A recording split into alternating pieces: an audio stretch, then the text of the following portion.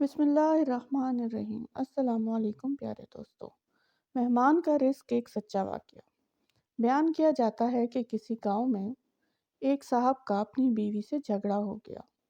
ابھی جھگڑا ختم نہیں ہوا تھا کہ اسی اثناء میں ان کے گھر مہمان آ گیا۔ خاوند نے اسے اپنی بیٹھک میں بٹھا دیا اور بیوی سے کہا کہ فلاں رشتہ دار مہمان آیا ہے، اس کے لیے کھانا بنا لو۔ وہ غصے میں تھی، کہنے لگی نہ تمہارے لیے کھانا ہے نہ تمہارے مہمان کے لیے۔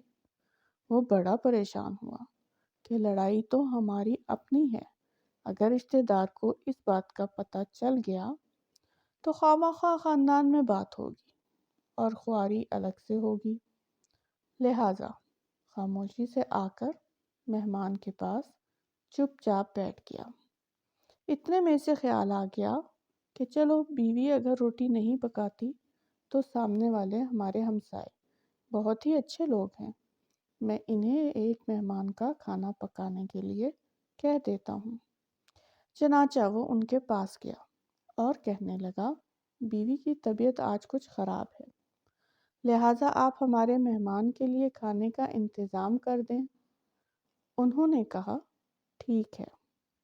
وہ مطمئن ہو کر مہمان کے پاس آ کر بیٹھ گیا کہ مہمان کو کم از کم کھانا تو مل جائے گا، جس سے میری عزت بھی بچ جائے گی۔ تھوڑی دیر کے بعد مہمان نے کہا ذرا ٹھنڈا پانی تو لا دیجیے۔ وہ اٹھ کے گھڑے کا ٹھنڈا پانی لاتا ہوں۔ اندر گیا تو دیکھا کہ بیوی تو زارو قطار رو رہی ہے۔ وہ بڑا حیران ہوا اور کہنے لگا کیا بات ہے، اس نے پہلے سے بھی زیادہ رونا شروع کر دیا۔ کہنے لگی بس مجھے معاف کر دیں۔ اس کے خاوند نے کہا کہ بتاؤ تو صحیح، آخر تمہارے رونے کی وجہ کیا ہے، تم ایسے کیوں رو رہی ہو؟ بیوی نے کہا کہ پہلے مجھے معاف کر دیں، پھر میں آپ کو اپنی بات سناؤں گی۔ خیر، اس نے کہہ دیا کہ جو لڑائی جھگڑا ہوا ہے میں نے وہ دل سے نکال دیا ہے اور تمہیں معاف کر دیا ہے۔